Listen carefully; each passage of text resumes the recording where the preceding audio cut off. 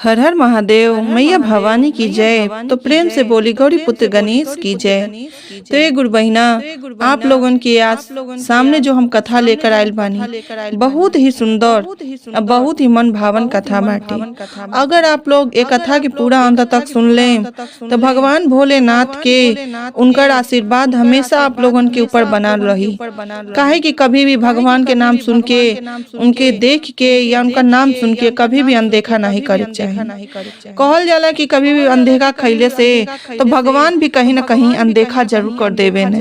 यही से भगवान के नाम होके चाहे उनकर कहीं भी गुणगान होत रहे, भजन कीर्तन भाव कहीं भी होत रहे, कभी भी ओके देख के अनदेखा ना करे चाहिए। आप लोगन से विनती बाटे कि अगर हमारी कथा सुन के पूरा अंत तक अगर आप लोगन के पसंद आवे तो चैनल के लाइक और सब्सक्राइब जरूर करो और ज्यादा से ज्यादा शेयर करके कमेंट बॉक्स में हर हर महादेव जरूर लिखो और साथ में इहो बताएं कि आप लोग कहाँ से हमार कथा सुनत बानी। जैसे आप लोग प्रेम भाव सब कथा में देवेनी वही तरह से हमरे एहू कथा में आप लोग पूरा सुन के प्रेम भाव अपन दया हमेशा के तरफ बरसाई और अपन दया हमेशा बनौले रहो। ते गुरु बहिना, दू गो जो कहल जाला परिवार रहल लोग, यानी कि पति पत्नी रहल लोग, पंडित रहल लोग, लोग जात के जो कहल जाला आदमी की कौना जात के कहाँ से गुरु बहिना चाहे केहू भी भइल भगवान की पूजा केहू कर सकेला। लेकिन अधिकतर जो कहल जाला पूजा पाठ तो पंडित करे ने, लेकिन सारा सुख ऐसा ना हो सकेला कि उन्हीं के जीवन में मिल जा।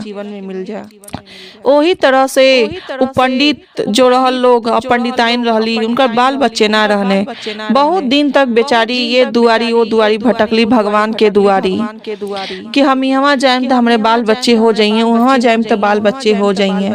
लेकिन ये ना जानली कि बुढ़ापा के समय में का हमार दशा हुई। लेकिन वो दिनवा खाटिन सब के ओके झेलेला कि भाई हमरे बाल बच्चे जरूर हो जा, हम केहू बाजी न कहे। लेकिन भगवान शादी के बाद इतना परीक्षा लेने कि उनकर बाद में जाके लइके भइने कम से कम 10-15 साल बीत गए। लेकिन कब भइल उनकर लइके कि जब एक जगह जात रहल लोग भोले बाबा के उनकर मंदिर में जल ढारे तो भोले बाबा ही भेटा गई ने। लेकिन कौना रूप में भेटाइल बाने, एक ऋषि मुनि के रूप में भेटा गई ने। तो ये लोग कहल लोग कि हम जा तनी के ने जल ढाले। और ऋषि मुनि बाबा जो रहने पूछने कि ये बच्चा तुहन लोग इन्ने कहाँ जात लो, तू कहने हमन के जात तनी के भोले बाबा के मंदिर में जल ढारे जो हमन के हर सोमवार के जाए निके, तो आज जातन कि हमें जल देवे। तो कहने ऋषि मुनि बाबा के हमो के साथे ले चला। पंडिताइन कहली ठीक बा रउरो चल चली हमरे साथे। तीनों जने अब गए लोग जल देवे, लेकिन ये लोग ना जानल कि वो मतलब शिव शंकर भोलेनाथ उन्हीं की जाता लोग जल देवे। अब ओकरे बाद से गए लोग वहाँ जल देवल लोग। पंडित जो रहने लगने अपन सर पटक के वहाँ विनती करे कि हे भोले बाबा, इतना दिन हो गए शादी ब्याह के लेकिन एको बाल बच्चे ना भइने, इतना हमार धन दौलत बाटे आखिर के दे, आखिर घर खेत बाटे सब कुछ बाटे हम के दे। अब ओकरे बाद से जो पंडिताइन रहली वो अपन अचरा फैला के झोली फैला के लगली भीख मांगे भोले बाबा से। तो वही समक्ष का कहीने ऋषि मुनि बाबा पूछा तने कि ये बचवा तू काहे इतना दोनों जने रोवत अला, काहे इतना बिलखत अला, कोनो बाल बच्चे नहीं बाने का? कह लोग ना भोले बाबा उनके मतलब उनके सामने भोले बाबा ही कहे, शिव गुरु ही कहे वो पंडित, लेकिन ई ना कहे कि ये बाबा हमके ई कष्ट बाटे। मन के बात मन में ले रहने, लेकिन ऊपरी मन से कहे कि हाँ बाल बच्चे बस नाई बाने। ओकरे बाद से भोले बाबा जो रहने ऋषि मुनि के रूप में, बाबा के रूप में वो कहने ठीक बा हई तू प्रसाद ले जा और जब तुहार जैसन समय होला वही समय पे खा लियो। खैला के बाद से देखिए तो के भगवान इतना अच्छा सुंदर सुंदर पुत्र दिए कि तू कबो आँख से आंसू ना गिरेबू। कहली ठीक बाटे। दोनों जने पंडित और पंडिताइन लेके आए लोग, लेकिन ई पूछल भुला गए लोग के ऋषि बाबा आप कहाँ, आपके जायक बा कहाँ वहाँ से आप आवत रहनी है। अब वो मंदिर में से अंतर ध्यान हो गई ने और ई पंडित और पंडिताइन घरे आए लोग। जौना समय में बेचारी पंडिताइन खैली उनके सुंदर से एकदम पुत्र 4 गो भईने, बहुत सुंदर सुंदर पुत्र भईने। लेकिन समय के साथ कुछ समय के बाद पंडित जो रहने साथ छोड़ गई ने, यानी कि भगवान के पास चल गई ने। उनकर जो मृत्यु हो गई, पंडिताइन बहुत अकेले अब रहे लगली। लेकिन वो बेचारी का करें, अब जौन धन दौलत रहल वही से अपन थोड़ा मोड़ा काम चला के अब धीरे धीरे कमाए वाला केहू रहबे ना कइल। 4 गो लइकन के पोसे पाले के रहल। अब ओमे चारों बेटा के जो पोसत पालत रहली, अब वो बेचारी लगली अब सोचे समझे कि अब कैसे खर्चा चली, कैसे का होई। जितना उनके पास रहल धीरे धीरे ओही में से वो बेचारी पाले पोसे लगली अपने चारों लइकन के। बढ़न कैली, पढ़ा लिखा के सब कुछ उनकर कैली। और समय जब शादी के भइल ठीक भइल कि पंडिताइन कहली बड़का लइका के, जब सब केहू कहल कि ये पंडिताइन शादी कर दी रउली, तो कहतली कि हाँ शादी करे लायक तो हो गइल बाने, और रउए पचन कहीं बताइन जब बियाह लागी ते अगर केहू बड़ देखुआ आईते। कहली ठीक बाटे। अब गांव समाज कहबे करेला ठीक बा भाई, शादी के जब केहू के आदमी कह देवेला ते ओही तरह से जानम गुड़ बहिना सब केहू कह देली। अब कहली ओके बाद से कई जगह से रिश्ता आवे लगल। ऊ तैयार हो गईली पंडिताइन, लेकिन दहेज में का मांगले रहली कि 2 लाख नगद हमके कैश चाहिए, एगो गाड़ी चाहिए यानी कि बुलेट हमके गाड़ी चाहिए, और बाकी सर सामान अपने बेटी के जेके देवे खोई। अब जनते बानी जब इतना दहेज मिल जाई तो ओकरे बाद से केकर बेटी काम करे वाला बाड़ी। अब भाई केहू दहेज लेके आए तो केहू काम थोड़ी करी। अब उ लालच में मांग लेले रहली। फिर अपन जब पतोही अइली तो पतोही उतरली। उतरला के बाद से बिहान भइले का भइल कि चल काजू हल्दी कुचवा दी, और ओकरे बाद से पतोही खाना उना बनाई है। तो ई भइल कि चल आज हल्दी कुचवा देतनी और अपन 2-4 दिन आराम कर ले, ओकरे बाद खाना उना बनाई है। अब 2-4 दिन के बाद कहली पंडिताइन कि ए दुल्हन चल अब खाना बनावे, हल्दी तू कुछ ले ले बारू, चल खाना उना बनाव। तो कहत का बाली ना, हम 2 लाख दहेज लेके आईनी है, बुलेट गाड़ी लेके आयल बानी, अंगूठी माला आपके लड़का के चढ़ावनी है हमार पापा। तब बताई कौने शर्त पे हम कमवा करी? हम इतना सारा सामान लेके आईनी, इतना दहेज दे के आईनी है, तो काहे ला हम काम करी? ये बूढ़ा तू ही खाना बनावो, हमसे ना पार लगी तोरे घर के रसोई संभालो। अब बेचारी उनके धक्का लागल कि अरे बाप रे बहुत बड़ा ऐसा काम कर देनी। लेकिन जो कहल जाला मन के बात मनवे में ले रह गईली। अब रोज हड़िया बर्तन अपट का खाना बनावा सब कुछ। अगल बगल के कहे लोग गुरु बहिना लोग बेचारी जा शिव चर्चा कथा सुने तो कहे लोग कि जा ना आज उनका बड़ाई करिए तो देखा शायद पतो ये देख सुन के काम करे। तो वो कितनो असर जनते बानी, जब वो आईली रहली उतना दहेज लेके तो काहे के काम करे। अब वही तरह से कहली कि गुरु बहिना देखी सब की काम ना करेली, बड़ा हमके तकलीफ होला, अपन दर्द अब कैसे छिपा में। अब सबसे कही दे बेचारी। 1 दिन 2 दिन बीतल, सालों साल 2 साल बीतल। दूसर को बेटा के तरह से शादी कैली। तो दूसर को बेटा के समय कहली कि हमके 4 लाख दहेज चाहिए, एगो बुलेट गाड़ी बढ़िया एकदम चाहिए कि बड़का बेटा में तो इतना सामान मिलल तो दूसर को हम चाहबे करी।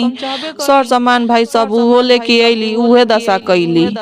अब उहे दशा कैली। तीसर को जो रहली उन्हों के उहे दशा भइल, यानी कि तीसर का बेटा के शादी कैली कुछ साल के बाद तो 6 लाख दहेज मांगली।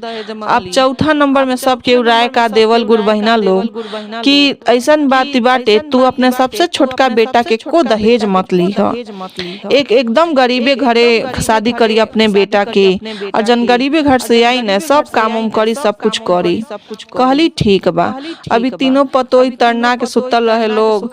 अब खाना बनाव खियाव बर्तन मास काम उम क के शिव चर्चा कथा सुने जा भजन सुने जा। ओकरे बाद उन्ने से आमे तो फिर उहे काम कर, लइकन के संभाल सब कुछ चारों ओर से। लेकिन लइके कुछ ना बोले, काहे कि चारों जना बहरे रहे लोग, कमा खा लोग अपन घरे परिवार के पैसा भेज दे लोग कि माई के देखभाल करिए लोग। अब जनते बानी जब केहू बहरे ना कोनो महतारी बेटन से कही तो कैसे केहू जानी। ऐसे ही करत कर समय बीतल। चौथा बेटा के गरीबे घरे शादी कैली। चौथा बेटा के जब गरीबे घरे शादी कैले बारी, चौथी जौन नंबर के पतो ही आइल बाड़ी। तू आवते का कहले बाड़ी कि अम्मा जी हमके आज हरदी कुचवा दे कि हम आपके हई काम करत ना देख सकेनी, हई काम करत हम ना देख सकेनी, हरदी कुचवा दी और हम सारा काम कर लेम कि हई दीदियों सब के ना करे पड़ी, हम सब अकेले कर लेम। अब उनका सास बड़ा खुश भइली, गदगद हो गईली खुश होके कि चला हमार चौथी नंबर के पतो बड़ा बढ़िया मिलल है, लेकिन गरीबे घरे कहीं ला तब पे। अब मन के बात मनों में ले रहे कि अब हम का करी। कहली कि देखो सबके हम बैठा खियोले बानी, तू हऊ के बैठा के कुछ दिन खियाई, ओकरे बाद तू काम काज करियो। लेकिन चौथी नंबर कहली ना हमके बैठ के नहीं खाए के, आप हमके हरदी कुचवा दी, हम वही रस्म के बाद से हम खाना लगे बनावे। कहली ठीक बा। अब हरदी कुचवली, सप्ताह दिन बैठा खियौली, ओकरे बाद से हरदी कुचवा उचवा के अपन लगली खाना उना बनवावे। अब उ चौथी नंबर के जो पतो हला बड़ी अच्छा रहली, खाना बनावे लगली। रोज अपने सास के तैयार क के भेज दे जा हई जाई आप भजन कीर्तन सुनम, आप आईम तो हमहू के भजन कीर्तन सुनाई कि हमके भगवान जी के भजन बड़ा अच्छा लागेला, शिव गुरु के भजन कथा बड़ा नीक लागेला। तो उनका पतो उ जो पतो रहली बहुत शिव गुरु के बहुत बड़ा भक्त रहली। अब उनका सास आमे कथा भजन सुन के अपने पतो के सुना में अब यही तरह करत करत जनते बानी गुरु बहिना का भइल कि अब एक दिन बीतल, दू दिन बीतल, बीतत गइल समय तो तीसरी नंबर के जन रहली उ पतोया कहतली कि ते रोज रोज लागत शिव चर्चा सुने जा लिया, रोज रोज आवेली तो चौथी नंबर के पतोया के शिव चर्चा कथा भजन सुनावेली। अब मन में शिव गुरु लगने उनका मन बदले कि चलो हम देखी सुनी कौन चर्चा कौन कथा सुनावेली रोज रोज, कि चौथी नंबर के मानेली, हमन के तनाई मानेली। अब वो मन लगा के सुने लगली। तीसरी नंबर से भइल दूसरी, अब पहली अब लगली सोचे कि भाई अब लागत कि हमन दोनों जने के छोड़ा गइल बाटे, मतलब सासू हमके हम दोनों जने के छोड़ देले बाड़ी या वही दोनों के मानत अली कि देखी ई कवन काम करत अलीसन, कौन ऐसन ई कथा सुनत अलीसन भजन कीर्तन भाव कि जौन ये सबके मन बदल जाता और सासू हमार माता जी अम्मा जी इतना माने लगनी। अब वो दोनों पतोया लगली बैठ के सुने कि ये अम्मा जी हमहू आज आपके कथा चर्चा भजन सुनम कि जौन सुन के आवे नी हमके सुनाई। अब चारों मिली बैठ के सुने लगली कथा भजन कीर्तन। ते उनकर एक दिन मन में आई कि आखिर कवन ऐसा काम भइल हवे कि जैसे हमार चारों पतोया के मन, अरे तीनों पतोया के मनवा बदल गइल हवे। लेकिन एना तो शिव गुरु चमत्कार कईने कि भाई चारों जने के चौथी नंबर ते निके रहली, एकदम खाना बनौले में सब कुछ कैला धैला में कामो, लेकिन तीनिए जने खराब रहल लो। अब ओकरे बाद से का भइल कि उनका मन में बदलल तो कहली कि लावा चल तनी आज जब बहरे जाएम कथा सुने तो ये चारों जने के लेके चलो। चारों जना के लेके गईली सुने कथा शिव चर्चा भजन, कथा था सुन के आईली तो एक दिन अपने घरे शिव चर्चा कथा भजन रखली। अब भजन कथा शिव चर्चा रखली तब तीनों पतोया सोचत ली आज काम कैसे करी, आज ले काम नहीं कैले कि आज काम कैसे कल जाई।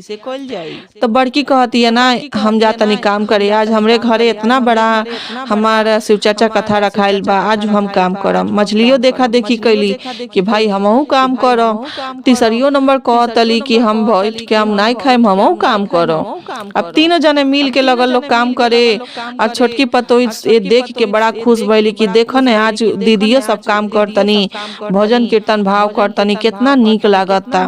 अब अपने घरे जब कथा बढ़ता रहेला तो सब क्यों मिल के करेला तो अच्छा लागेला।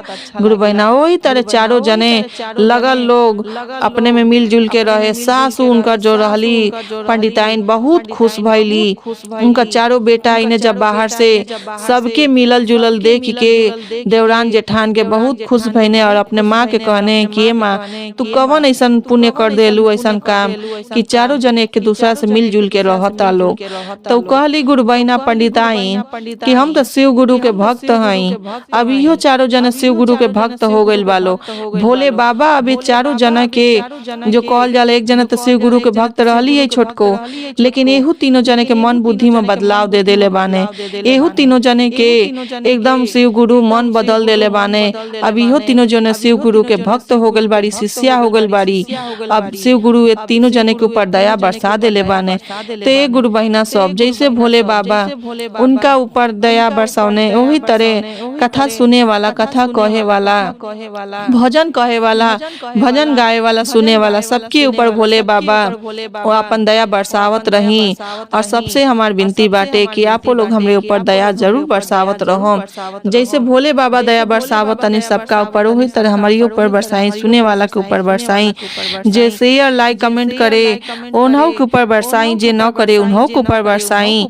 और सबके ऊपर दया बरसावत हुए हम अब कथा के अब वो विराम करतनी।